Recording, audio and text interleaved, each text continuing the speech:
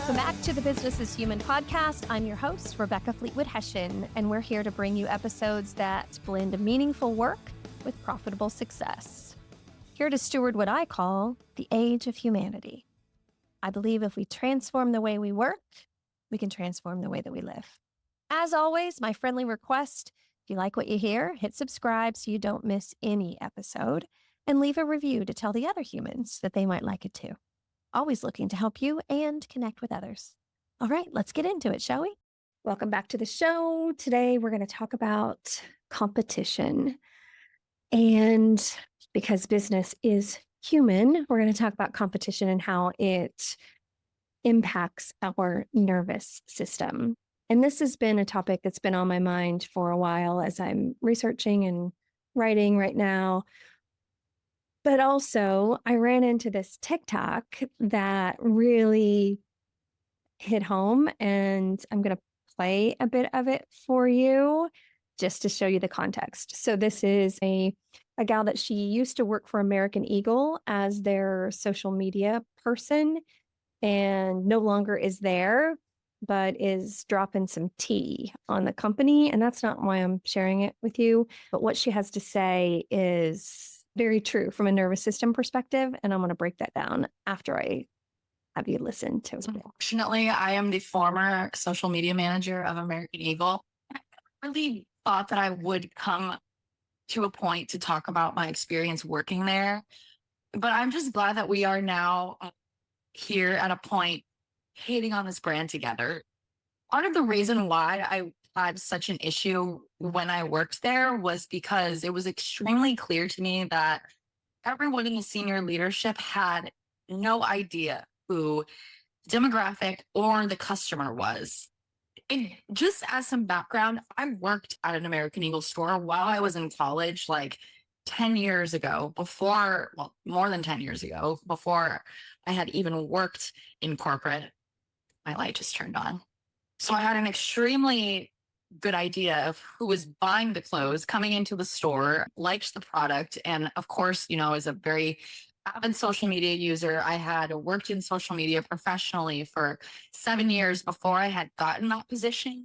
So I was kind of set up for success. I was coming into the position when I got hired. That the senior leadership wanted was to be better than Abercrombie.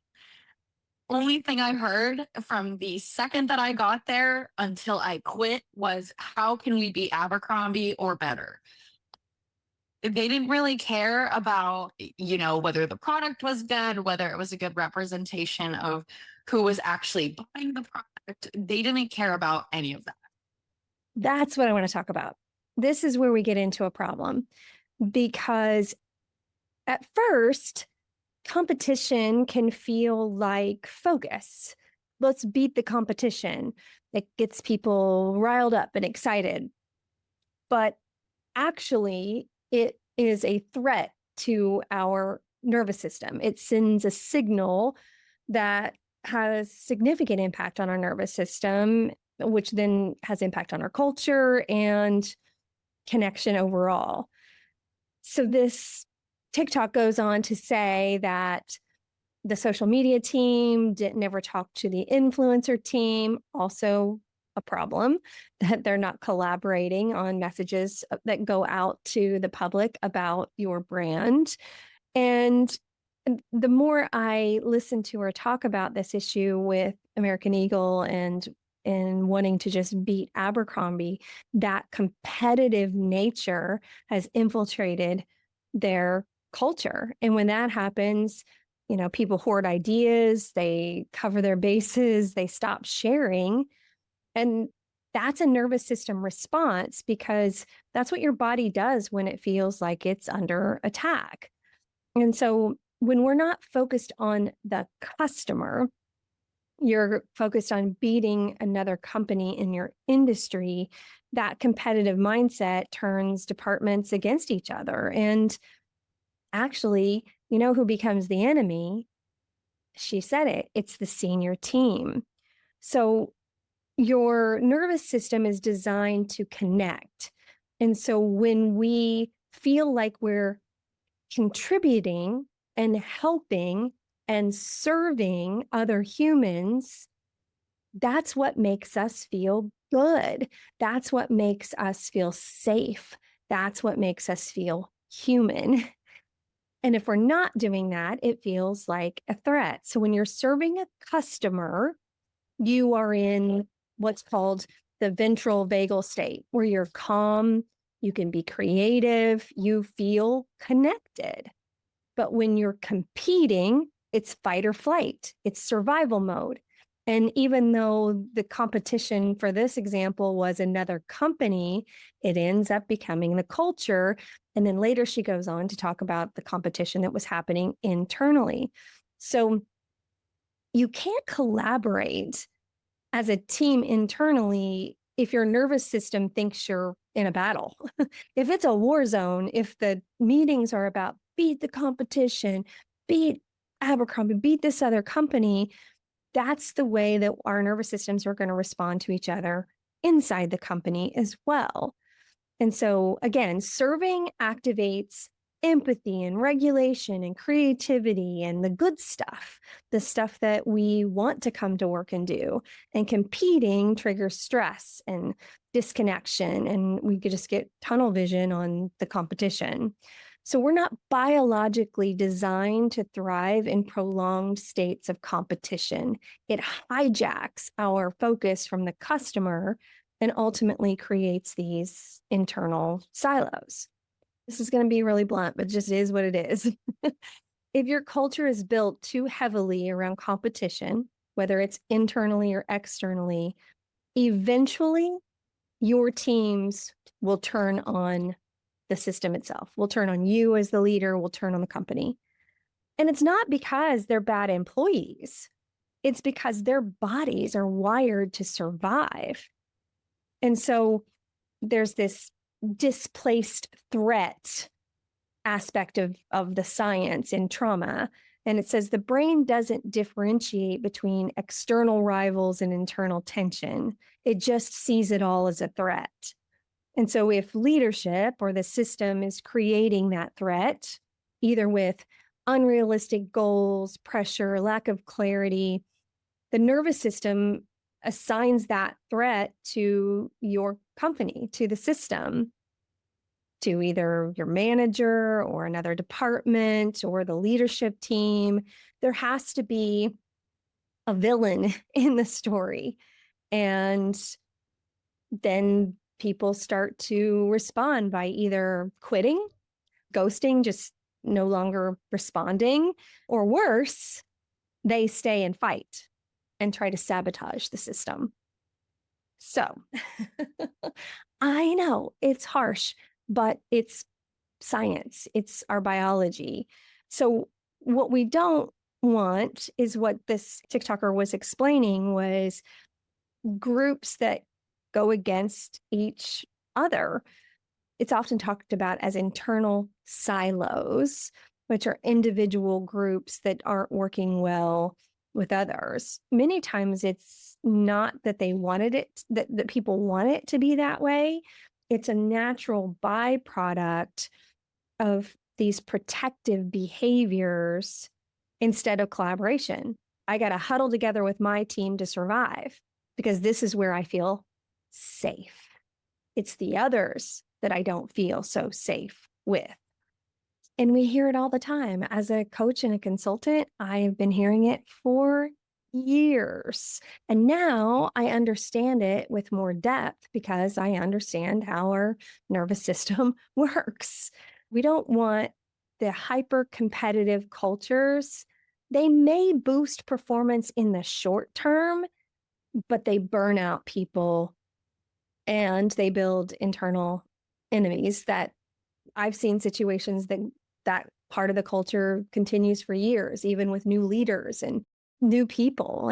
That just sustains over time, and it's not what you really want. So what starts out as, hey, let's go beat the competition, really becomes, I got to go beat my colleague to get recognition. Or your system itself becomes the enemy that people try to outmaneuver and really emotionally check out. So let's flip the script and create nervous system safety in the organization. And we do that by creating shared goals, communicating the why, not just the what, who's it for and why does it matter, and using storytelling about the customers and humans across all functions to remind people that everybody's on the same team. Now, I love when our stories or the storytelling includes both the customer, who we serve as a company, and the stories of the internal employees and the culture, how we're serving the customer. That should be one through line. It shouldn't be separate. Here's our culture story and here's our marketing story. You're just one story. You exist to serve a customer. The only inherent right that you have to exist as a company is to help other humans, your customer, and then they pay you in some way. And so if we can make sure that story has a through line of this is why we exist, then our nervous system thrives on helping other humans, on clear communication, and the context of who it's for and why it matters. So now, look, I'm not saying competition is inherently bad. I mean, if I go to a sporting event, I want there to be a winner and a loser. But I am saying that if we only have competitive mindset and language without real connection, that's a landmine for our nervous system. So if we want sustainable performance, we need a shared purpose. We're all working together to serve this customer and helping them either solve a problem or capitalize on an opportunity. We need leaders who have regulated nervous systems and can go in and have conversations that make people feel safe and calm, focused, ready to go, ready to do good work, ready to work hard, but calm before that. And cross-functional collaboration. The different departments need to know how they work together when, unfortunately, most of the time organizations are communicating based on the org chart, which visually looks like a tower, which is top down. And the way that work actually happens is department to department. Think of it more like a relay track team. We're handing off the work from one department to the next. And the most important part of a relay race is the handoff. And so it's the department to department collaboration that has the most challenges, the most dysfunction. And if you can work to solve that, everybody wins because that creates even more nervous system safety. I know we're all working together for this shared purpose. So people don't need for you as a leader to be perfect. That's an unrealistic expectation, but they do need to feel safe. So safety starts when we stop talking and implying that every team is just for themselves. So here's some reflection questions for you based on this topic of competition. Where is your team operating in survival mode? Because that is triggering to your nervous system. Second question is, what's your company's dominant narrative? Is it connection or is it competition? I know that's one I want you to reflect on by observing the language and the way that people are talking about things. What messages that are either spoken or unspoken are you sending about competition? This is just a chance to get better, to be reflective. Another one is, how does your leadership style cue either safety or stress? And then how are your departments set up to collaborate or compete? And this is one of my favorite questions. Is your customer feeling the effects of your internal silos? Wah, wah, wah.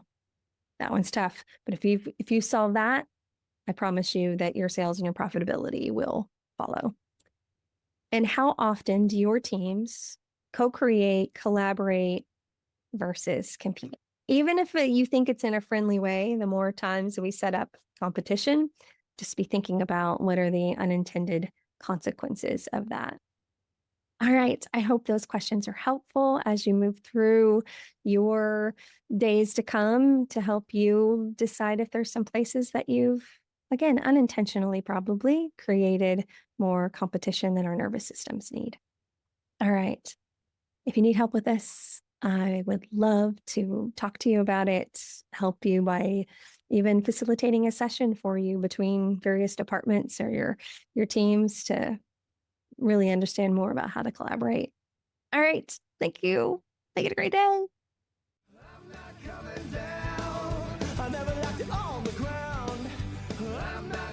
Thanks for being here. You can follow us on Instagram, Business is Human, or TikTok, Rebecca Fleetwood Hession. It's a great way to share some of the clips with your colleagues and friends. All right. Make it a great day. Love you, mean it.